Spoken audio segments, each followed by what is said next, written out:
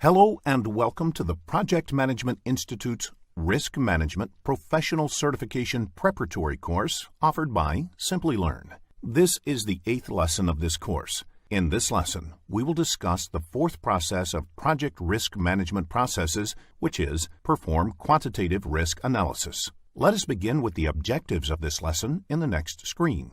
After completing this lesson, you will be able to explain the purposes and objectives, list the tools and techniques, describe EMV analysis, list the uses of Monte Carlo analysis, describe probability distribution. In the next screen, we will discuss the purposes and objectives of the Perform Quantitative Risk Analysis process.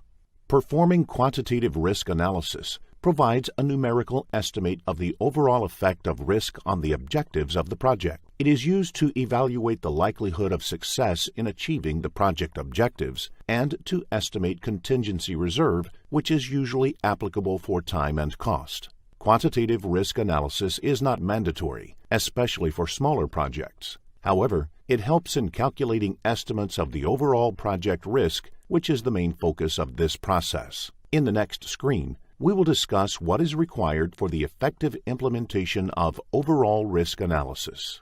The implementation of overall risk analysis requires complete and accurate representation of the project objectives built from the individual project elements. For example, project schedule or cost estimate. The next requirement is to identify risks on individual project elements, such as schedule activities or line item costs, at a level of detail that lends itself to specific assessment of individual risks. Also, inclusion of generic risks that have a broader effect than individual project elements helps in overall risk analysis. The final requirement is to apply a quantitative method using Monte Carlo simulation that incorporates multiple risks simultaneously. This helps in determining the impact on the overall project objective. Monte Carlo is a modeling and simulation tool which is used to predict the overall impact of the decisions you make for a project. We will discuss this simulation tool in detail in the later part of this lesson. In the next screen, we will find out what happens to the risk after the implementation of overall risk analysis. In this screen, we will understand what can be predicted after implementing the overall risk analysis. It answers the following.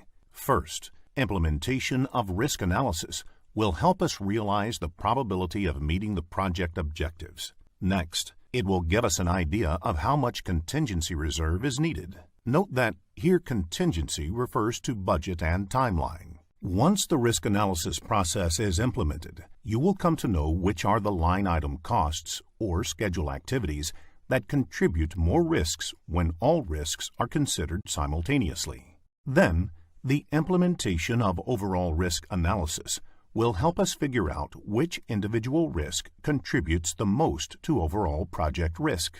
Additionally, estimating the overall project risk using quantitative methods helps us in identifying the projects where quantified risks threaten objectives beyond the tolerance of the stakeholders. Lastly, it helps us find out which project objectives have risks that are well within acceptable tolerances. Overall risk management becomes simpler once the factors given on the screen can be predicted. Let us discuss some of the high-level comparisons between qualitative and quantitative risk analysis in the next screen. Qualitative risk analysis addresses individual risks descriptively, and it assesses the discrete probability of occurrence and impact on project objectives if risk occurs. This type of analysis also helps to prioritize individual risks for subsequent treatment. It adds to the risk register. And finally, it leads to quantitative risk analysis. On the other hand, quantitative risk analysis predicts the likely project outcomes based on combined effects of risks, and it uses probability distribution to characterize the risk related to cost and schedule values. It involves the usage of a quantitative method and requires specialized tools, like Monte Carlo simulation.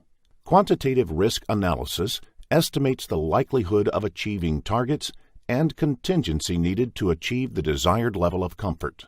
It also identifies risks which can have the greatest effect on the overall project.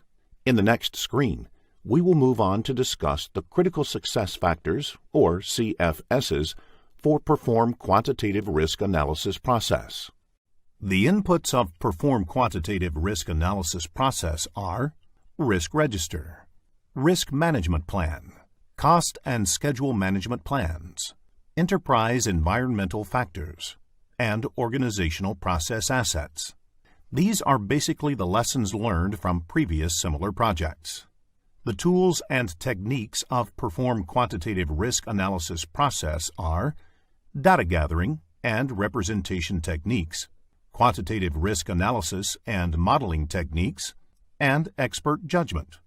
The output of Perform Quantitative Risk Analysis process is the project documents updates, which include the overall impact on the project objective. In the next screen, we will discuss the inputs required to perform quantitative risk analysis process in detail. The first input is Risk Register, as it identifies and categorizes risks, potential risk responses, and triggers warning signs. The second input is Risk Management Plan, and it includes roles and responsibilities, budget and schedule for risk management activities, risk breakdown structure, RBS, risk categories, probability and impact matrix, and risk tolerances. The third input, which is Cost Management Plan, establishes the criteria for making plans, structuring, preparing an estimate, budgeting, and establishing control over project costs. The fourth input is Schedule Management Plan. This describes the scheduling methodology, the scheduling tool or tools to be used, and the format and established criteria for developing and controlling the project schedule. Enterprise environmental factors are the fifth input. These factors provide context and insight to risk assessment. Like industry studies of similar projects conducted by risk specialists and risk databases available from proprietary sources or the industry. Organizational process assets are the last input. These include existing processes that may impact a project's success. These may include policies, guidelines, historical information, or knowledge gained from previous projects. In the following screen, we will look into the tools and techniques that are used to perform quantitative risk analysis process. Jimmy is a construction project manager for a bridge project in New Jersey. He is just beginning quantitative analysis for his project and is notified from his boss that there might be a union strike in the near future. This would mean that some human resources, which are members of the union, might not show up for work, which is supposed to begin in 3 weeks. Jimmy immediately has the team begin reviewing near-term work packages to determine how many people might be needed to complete them, as well as other areas of the project where various types of work are required. After receiving the results later in the day, he conducts sensitivity analysis to see which areas of his project will be most impacted by the potential strike. Let us continue discussing the example in the next screen. Jimmy determines that the foundation work packages are the most impacted as many union employees will be mixing and pouring concrete. He also discovers that the transport areas of the project are also at risk because the concrete must be moved around the job location by construction vehicles. The least sensitive area appears to be design, as none of the engineers are members of the union. Jimmy forwards his results to his boss, who uses it to negotiate with the union to avoid the strike. To further protect the project from risk, Jimmy enters into a contract with another labor construction company to fill these positions in case the union decides to go on a strike later in the project. The proper use of sensitivity analysis enabled Jimmy to see which areas of his project were most impacted by the potential strike, and then to plan accordingly. Let us look into the characteristics of tools and techniques for the Perform Quantitative Risk Analysis process in the next screen. Following are the characteristics of tools and techniques. The characteristics of tools and techniques are comprehensive risk representation, risk impact calculation, quantitative method appropriate to analyze uncertainty, and data gathering tools. In case of comprehensive risk representation, risk models provide the risk representations that affect the project objective simultaneously. For example, quality and timeline. They also permit representation of both opportunities and threats. In case of risk impact calculation, quantitative models facilitate the correct calculation of many risks on the project objectives, which are typically described at the overall project level. Probability models address uncertainty by using an appropriate quantitative method. An example of such a model is the Monte Carlo simulation, which permits the combination of probability distributions of line item costs or schedule. Data gathering tools include the assessment of historical data and workshops, interviews, or questionnaires to gather information. For example, probability distribution provides impact on cost or time and relationship between risks. A few other characteristics of tools and techniques are effective presentation of quantitative analysis results, the elements and structure of quantitative risk analysis, iterative quantitative risk analysis, and information for response planning. In case of effective presentation of quantitative analysis results, the results from quantitative analysis are generally not available in standard methods or formats. For example, choosing the probability distribution gives the following results: whether the project can be completed within the time or budget, contingency reserve requirement in terms of cost, time, or resource, and identity or location of most important risks. Example of this is sensitivity analysis in case of cost-risk analysis or criticality analysis in case of schedule risk analysis. Sensitivity analysis is the study of how the uncertainty in the output of a mathematical model or system, numerical or otherwise, can be apportioned to different sources of uncertainty in its inputs. In case of elements and structure of quantitative risk analysis, firstly, you need to prioritize risks. In other words, you need to perform qualitative risk analysis, after which you need to examine the interrelationships between the risks, and then you need to collect the high-quality risk data using project models like schedule, cost estimate, etc. Using the outputs of this method, you will be able to perform quantitative analysis. Here, you can use modeling techniques like Monte Carlo simulation, decision tree analysis, etc., which provides answers to questions like, how likely is the project success after implementation of risk analysis? How much contingency is required to meet the targets? And which are the risks that are of high priority? As discussed earlier, it is impossible to know all the risks in advance. So, iterative method is considered as the best to analyze risks as the project progresses. For response planning, the overall contingency reserve in time and cost should be reflected in the project's schedule and budget. If adjustment is required in scope, then the changes are agreed upon between the stakeholders and documented. A new quantitative risk analysis is carried out to reflect the new aspects of the project. So far, we discussed the characteristics of tools and techniques for perform quantitative analysis process. We know that risks are analyzed based on the probability.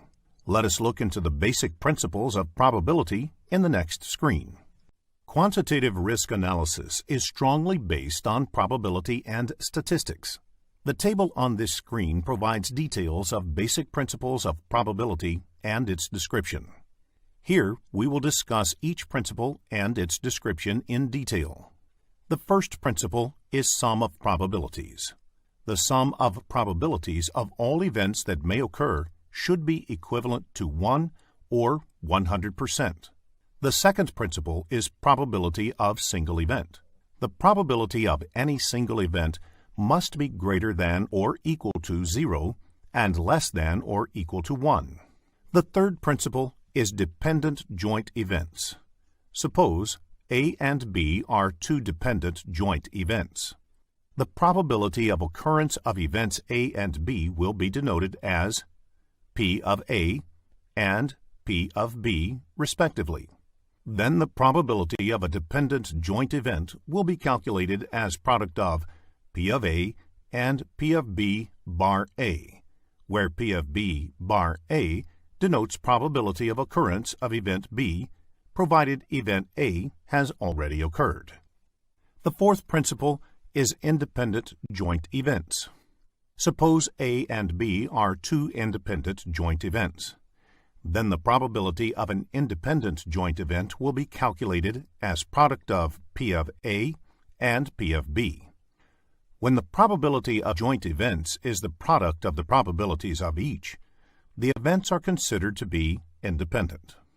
We will continue discussing the basics principles of probability in the next screen. In this screen, let us look into other basic principles of probability, such as mean, median, average, and standard deviation. Mean is defined as the sum of the events divided by the number of occurrences, whereas median is the number that separates the higher half of a probability distribution from the lower half. Average is the number which represents the data in a set. It is calculated by adding the values of a group of numbers and dividing the sum by the number of objects considered. Standard deviation is a measure of the spread of data, or the statistical dispersion of the values in your data set. In the next screen, we will focus on historical documentation. One invaluable source of information for a project is any available data on previous projects that were similar to the current one. There are many risks that will reoccur from one project to the next. To capitalize on lessons learned, you will need to access it, and it must be well structured. It is also beneficial to talk to previous project stakeholders who can fill in any gaps in the information. Speaking to the previous project manager would be ideal. Do not be surprised if you find incomplete details, as poor strategies are rarely documented. Examples of historical documentation includes previous risk plans, risk registers, contracts, project post-mortem documentation, change requests, cost and time estimates, etc. In the next screen, we will focus on fault tree analysis. Fault tree analysis is also known as failure modes and effects analysis, FMEA. This type of model is structured to identify the points of failure that are risks by themselves, or in combinations with one another. In the example on the screen, you can understand what might happen as you progress into detailed levels of risks that could lead to a power outage.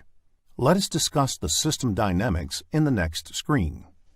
System dynamics model represents the flow of information and interactions among stakeholders or teams on a project. It is useful for revealing feedback loops or feed-forward loops that can lead to risks. The feedback loop represents moving information back to a source waiting for a response, while the feed-forward loop highlights an entity waiting for information that is necessary to perform an activity or function. In the example on the screen, there is a dissatisfied customer. If the dissatisfaction came after the sale, then the sales team will need the customer feedback. If the problem is related to functionality, the maintenance team will need information. Customer care may get involved if a rebate or warranty is involved, and marketing will need to know if advertising misled the customer before the purchase. You can see how the loops might become complex. In the next screen, we will understand the expected monetary value, or EMV analysis. Expected monetary value analysis, also called as EMV analysis, is a method of calculating the average outcome when the future is uncertain. It is the product of the expected monetary value of an outcome and the probability that it will occur. It is used in decision tree analysis. It is calculated to find the best outcome, which is the lowest combination of cost and EMV. For example, if there is a probability of 50% of a machine breakdown and the impact of buying a new machine is $80,000, then EMV equals 50% times of $80,000 minus $80,000, which is minus $40,000. Here, let us consider the cost of buying a new machine as negative, as it is an add-on to the project which may become applicable if the risk of machine breakdown occurs. Let us discuss the decision tree analysis with an example in the following screen. Let us see how the decision tree is used. EMV is popularly used in decision tree analysis. For example, let us think of a scenario where a primary contractor signs a contract with a customer and agrees to complete the work in 6 months with a penalty clause of $1,000 for every 1 day of delay. The primary contractor wants to outsource a part of his work to a vendor, and hence he has screened 2 vendors. Vendor A's bid is $110,000, and vendor B's bid is $140,000. With vendor A, there is a 50% probability of delay in completing his part of the work by 3 months, and this will have an impact of $90,000. On the other hand, with vendor B, there is a 10% probability of delay in completing his part of the work by 1 month, and this will have an impact of $30,000. Therefore, the expected monetary value with vendor A is 50% times $90,000, which is $45,000, and the expected monetary value with vendor B is 10% times $30,000, which is $3,000. Therefore, the cost of outsourcing the work to vendor A is $110,000 plus $45,000 equals $155,000, whereas the cost of outsourcing to vendor B is $140,000 plus $3,000 equals $143,000. In the next screen, let us move on to discuss the Monte Carlo analysis in detail. Monte Carlo analysis is used for the estimation of time, cost, and the predictability of risk occurrence in terms of probability. An example of Monte Carlo analysis is the 3-point estimate: optimistic, most likely, and pessimistic. This tool uses the optimistic, most likely, and pessimistic estimates and simulates various outcomes to predict a range of possible results. It is used to predict the likely outcome for schedules and costs. It uses sophisticated software applications and is very effective with large number of inputs. This tool is particularly effective when predicting the business risks. Let us discuss a real-life example in the next screen. After deciding which risks require further analysis, Bob, a project manager with an IT company, decides to assess the overall project risk by quantifying the impact of several risks. During analysis, he discovers that the impacts of several risks are beyond the company's predetermined thresholds.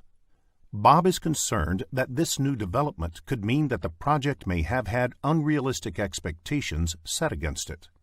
He employs the use of Monte Carlo software for risk modeling. He carefully inputs all available data and discovers that there is a low probability of meeting the management-determined finish date utilizing the available budget allotted for this project. Let us continue discussing the example in the next screen. Bob takes the supporting information to upper management and explains the precarious situation. Bob's boss determines that the project is underfunded and also has an unrealistic finish date. Because Bob supported his conclusions with software, management decides to provide additional funding and postpones the projected finish date by 60 days. Bob then inputs the new budget and schedule data into the Monte Carlo program, which reflects a much higher probability of project completion. In the following screen, we will understand the probability distribution. This screen presents a representative picture of normal distribution.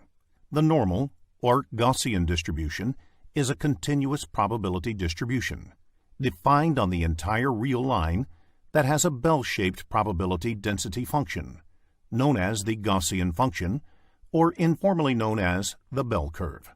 The normal distribution is said to be the most important probability distribution in statistics. When you plot a bell curve, you need to check whether the values plotted are falling outside or inside the bell curve. If a point falls inside the bell curve, The probability that the corresponding event will occur is positive. So you can conclude that the bell curve is a visual depiction of the likelihood of events occurring. The events are plotted as values, and this representation in mathematical language is termed as probability density function, PDF. In the next screen, we will understand project risk ranking with an example. Quantitative risk analysis helps in prioritizing the risks further on the project. For example, the table on this screen depicts the exposure of the top 4 risks on the project. You can manage about 73.6% of total project risk exposure if you have a strategy to deal with the first 4 risks. The project risk ranking table, as depicted in the screen, helps in the estimation of overall risk ranking for the final deliverable. The risks which can hinder the final deliverable of the project can be assigned with individual risk rankings, which, in total, can give a more accurate estimate of the overall risk ranking for the final deliverable.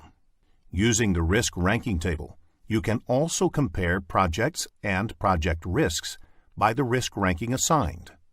Based on that, the project sponsor can decide if a particular project is viable.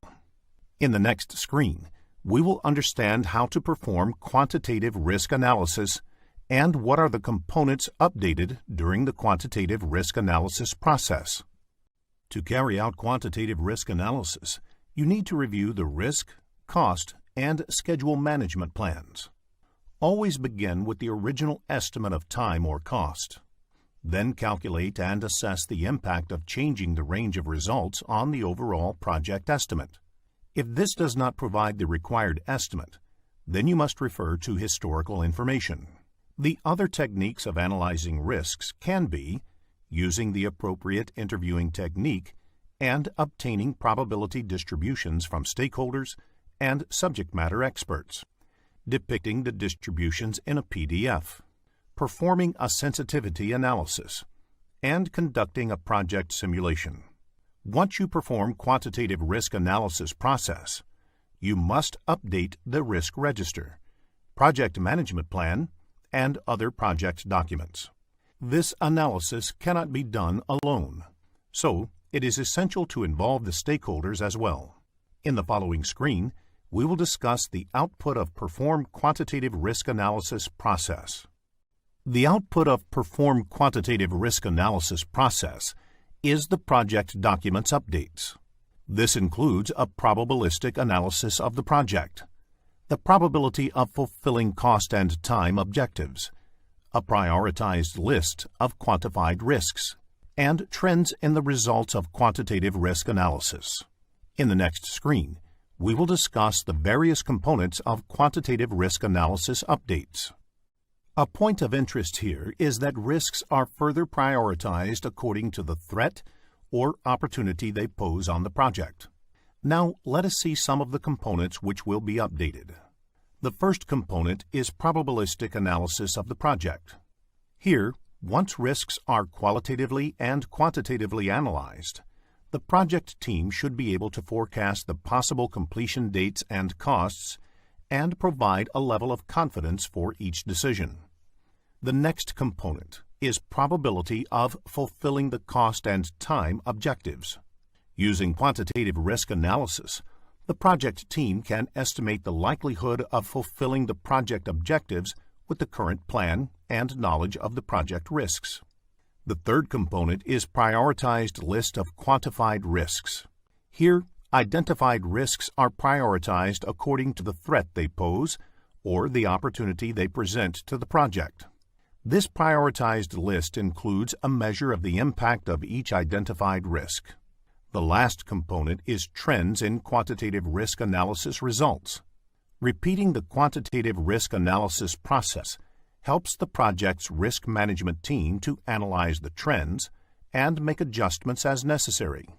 Information on the project schedule, cost, quality, etc., and performance gained through the quantitative risk analysis process will help the team to prepare a quantitative risk analysis report. In the next screen, we will understand how to document the results of perform quantitative risk analysis process. Let us look into a few points which are documented upon completing this process. The contingency reserve calculated in the quantitative project cost and schedule risk analysis to be incorporated into the cost estimate and schedule is documented. Contingency reserve established to capture the opportunities that are judged to be priorities of the project. If the contingency reserve exceeds the time or resource available, which changes the scope and plan, then these have to be documented. And finally, the results of quantitative risk analysis must be recorded and passed on to the project management team for further actions to be taken. Let us move on to the quiz questions to check your understanding of the concepts covered in this lesson. Here is a quick recap of what was covered in this lesson. Performing quantitative risk analysis provides a numerical estimate of the overall effect of risk on the project objectives. The three techniques to perform quantitative risk analysis process are data gathering and representation techniques, quantitative risk analysis and modeling techniques, and expert judgment. EMV analysis is a method of calculating the average outcome when the future is uncertain. Monte Carlo analysis is used to predict likely outcome for schedules and costs. The normal or Gaussian distribution is a continuous probability distribution, defined on the entire real line that has a bell-shaped probability density function, known as the Gaussian function, or informally known as the bell curve. This concludes Perform Quantitative Risk Analysis. In this lesson, we will find out how to perform qualitative risk analysis. Let us begin with the purposes and objectives of the Perform Qualitative Risk Analysis process. It is practically impossible to deal with all the risks of the project at the same time with the same intensity. Therefore, prioritizing the risks of the project is important.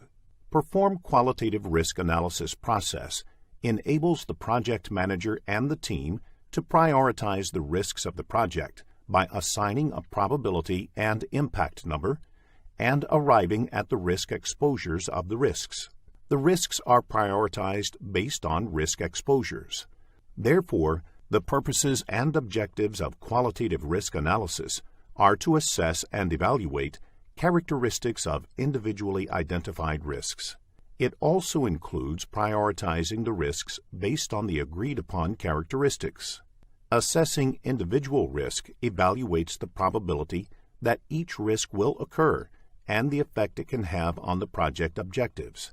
Categorizing risks according to their source or causes will help in filtering them out. Qualitative risk analysis is used to determine the risk exposure of the project by multiplying the probability and the impact. In the next screen, we will discuss the critical success factors, or CSFs, for Perform Qualitative Risk Analysis process. In this screen, you will look at the fundamental approach, which is Use Agreed-Upon Approach. You need to apply an agreed-upon approach to all the identified risks in any project. All risks may be assessed according to the probability of occurrence and impact on individual objectives. Other factors to be considered here are urgency and manageability. Urgency, also known as proximity, implies that risks that require near-term responses may be considered more urgent to deal with. Indicators of urgency can include the lead time to execute a risk response and clarity of symptoms and warning signs or detectability. Here, lead time is advancing an activity. Manageability implies that some risks are not manageable, and if you try to address those, it may be a waste of time and resources.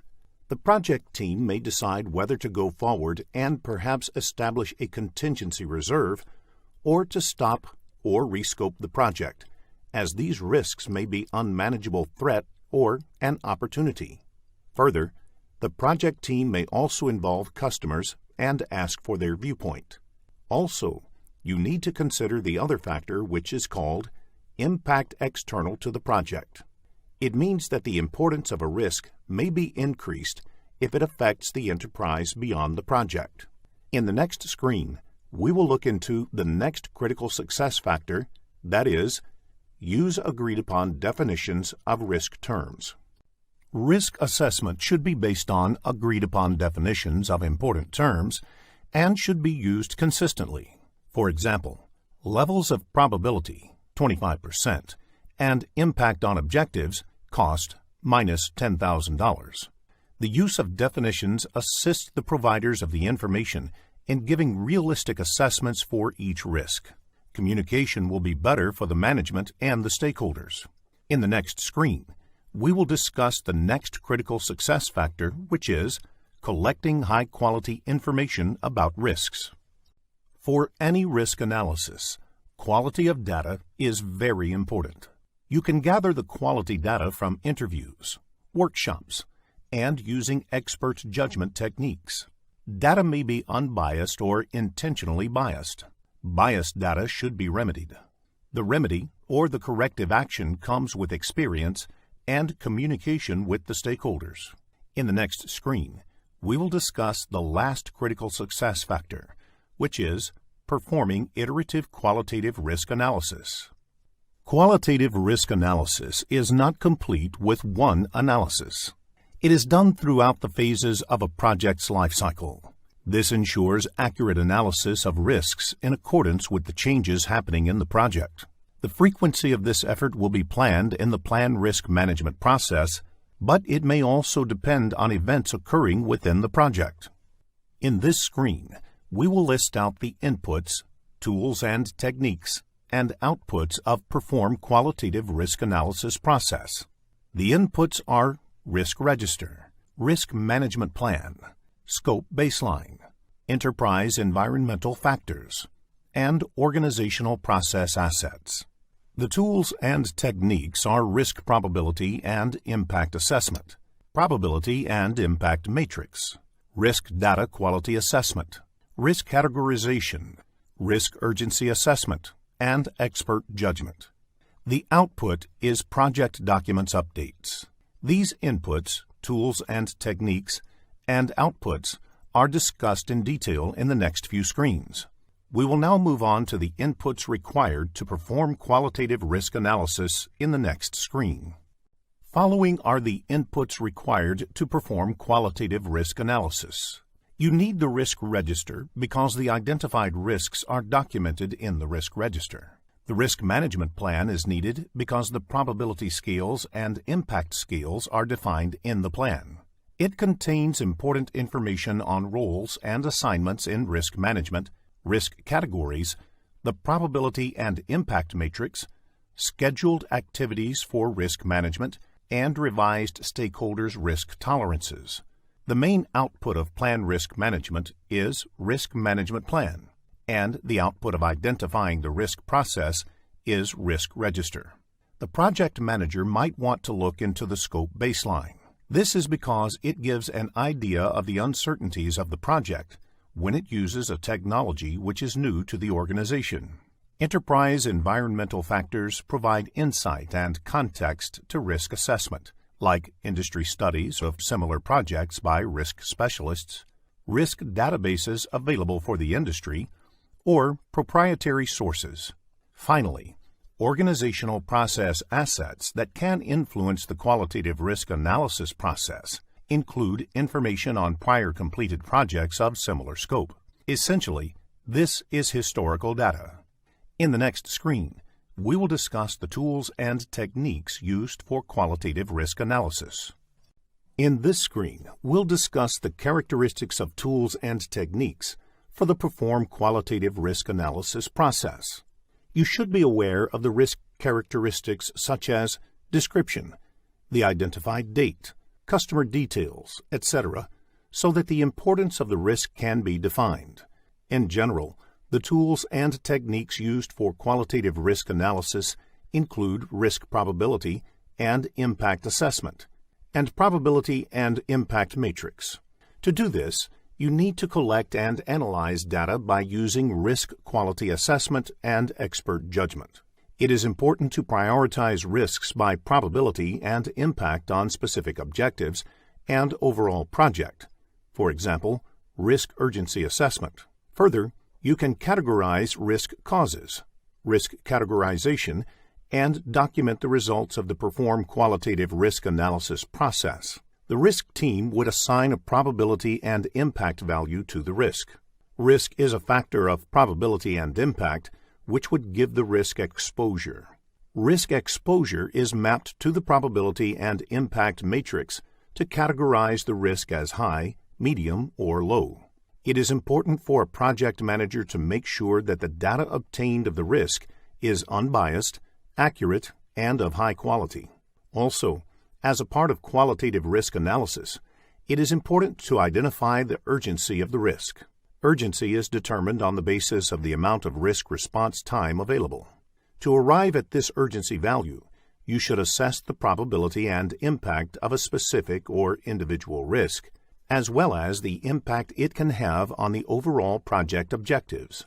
Project objective can be schedule or cost. This urgency will help in prioritizing the risk. Finally, it is important that the project manager involves experts during the process of analyzing risks and documents the risks for further analysis if required. Let us discuss an example of risk probability and impact assessment in the next screen.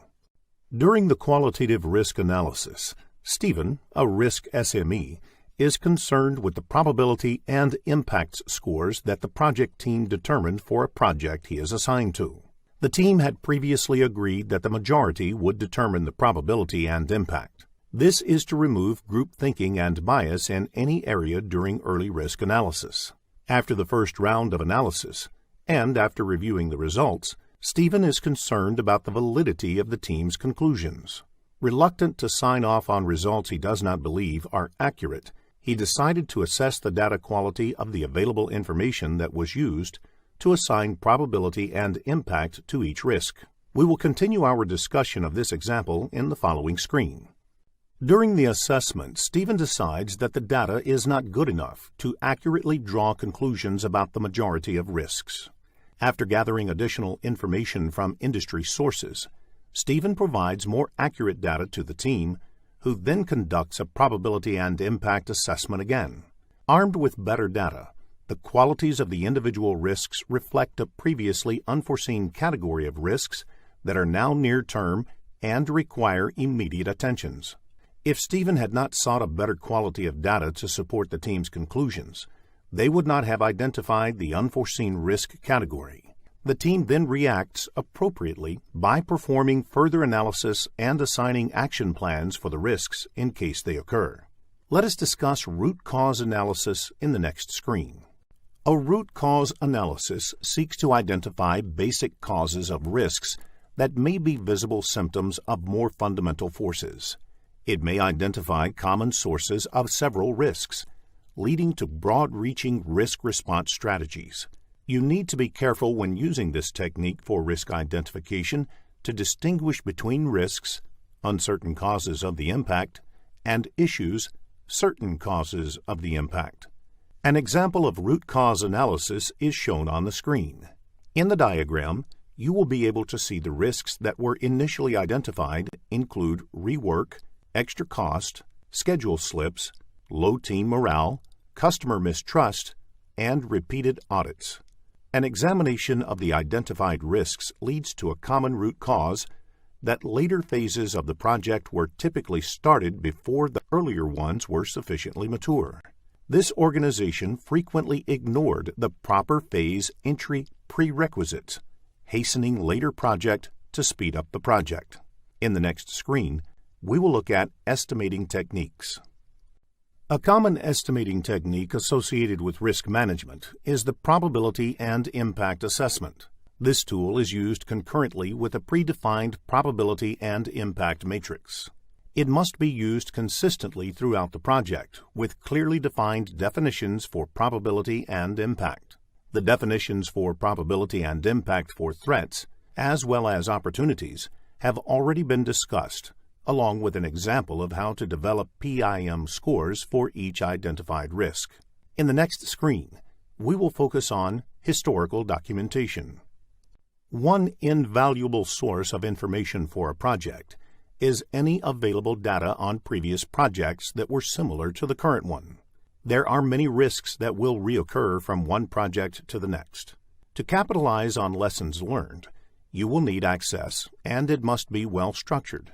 It is also beneficial to talk to previous project stakeholders who can fill in any gaps in the information.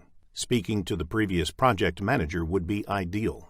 Do not be surprised if you find incomplete details, as poor strategies are rarely documented. Examples of historical documentation includes previous risk plans, risk registers, contracts, project post-mortem documentation, change requests, cost and time estimates, etc. Let us discuss the analytical hierarchy process in the following screen. AHP is a tool used to determine the preferences for achieving the project objectives. All the constraints cannot be equally important. For example, you can use AHP to determine if cost is more important than scope, or if time is equally or less important than quality. Your preference for one constraint over another can determine the importance with one another using a scoring model. This scoring model can help justify where trade-offs are needed during the project. Specialized software is used for AHP. In the example on the screen, the steps of AHP are shown in detail. Let us look at the risk urgency assessment in the next screen. You must determine the urgency of each risk as you analyze them. Risk urgency appears in two forms. First, the risks which are near-term must be addressed immediately. This means your focus must be on whatever can impact the project and should be addressed now. The second type of urgency concerns the time required to plan for a risk. If it takes 18 months to develop a sound plan, then you may need to start immediately. In the following screen, we will discuss the steps of Perform Qualitative Risk Analysis process. The steps involved in the Perform Qualitative Risk Analysis process are explained with the help of a flowchart on this screen. The first step of the Qualitative Risk Analysis process is to select risk characteristics which are of interest to the management. After this, you need to collect and analyze data, which leads to the prioritization of risks.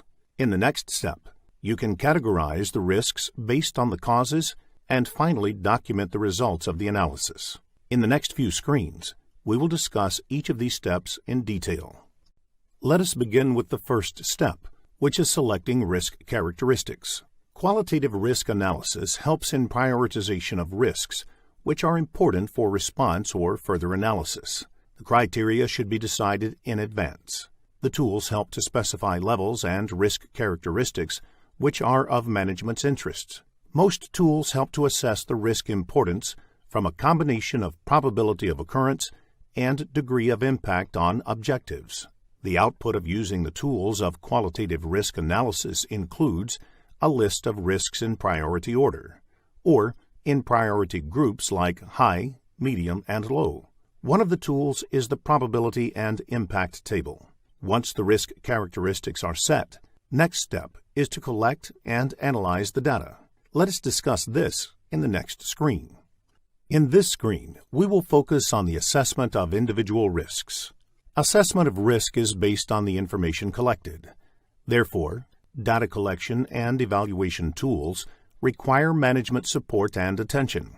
It is necessary to be unbiased in data gathering, which is important when relying on expert judgment for information.